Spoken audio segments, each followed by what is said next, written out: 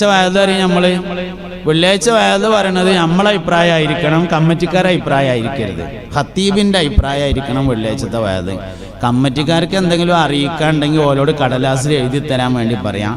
ആ കടലാസ് ഇങ്ങനെ കൈ പിടിച്ചിട്ട് ഇങ്ങനെ പറയാം, അടുത്ത വെള്ളിയാഴ്ച മഹല്ലിന്റെ ജനറൽ ബോഡി ഉണ്ടായിരിക്കുമെന്ന് സെക്രട്ടറി പറയാൻ വേണ്ടി ഏൽപ്പിച്ചിരിക്കുന്നു എന്ന് വെറുതെ ഒരു കടലാസ് പിടിച്ചാൽ മതി. കഴിഞ്ഞപ്പോൾ മയ്യത്തുക്കാതിന്റെ കത്താലും കുഴപ്പമൊന്നുമില്ല.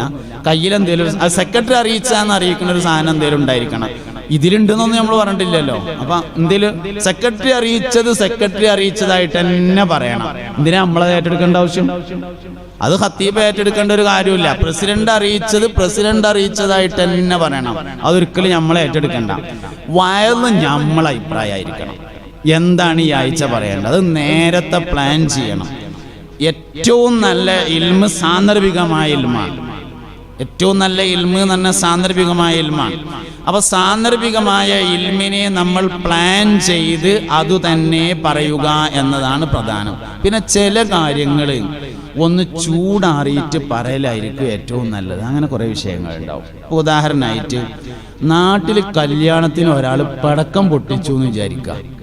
അത് ആ ആഴ്ച പറയാതിരിക്കലാണ് നല്ലത്. പിറ്റത്തെ ആഴ്ച പറഞ്ഞാൽ മതി. ചില വിഷയങ്ങൾ ഒന്ന് ചൂടാറിയിട്ട് പറയലാണ് ഏറ്റവും നല്ലത്. കാരണം എന്താ വെച്ചാൽ നമ്മളും ഒന്ന് ചൂട് കുറയും. അത് എങ്ങനെ പറയേണ്ടത് എന്നുള്ളതിന് മനസ്സിൽ നമുക്ക് വാക്കുകളൊക്കെ ഒന്ന് ക്രമപ്പെടുത്തി എടുക്കാൻ വേണ്ടി പറയും. അതിനൊക്കെ കഴിയും. കാരണം ബാത്റൂമിൽ ഇരിക്കുമ്പോൾ ഒരുപാട് നേരം കിട്ടുമല്ലോ. ആ നേരത്തെ ആലോചിക്കാൻ എന്തെങ്കിലും വിഷയമാണല്ലോ. അപ്പം അതിങ്ങനെ ആലോചിച്ചുണ്ടാക്കിയിട്ട് നമുക്ക് ഒരാഴ്ച ആലോചിക്കാൻ നേരം കിട്ടും. അങ്ങനെയുള്ള ചില വിഷയങ്ങൾ നന്നായി ആലോചിച്ച് ചൂടാറിയിട്ട് പറഞ്ഞാൽ മതി. അപ്പം തന്നെ പറയണ്ട. പിന്നെ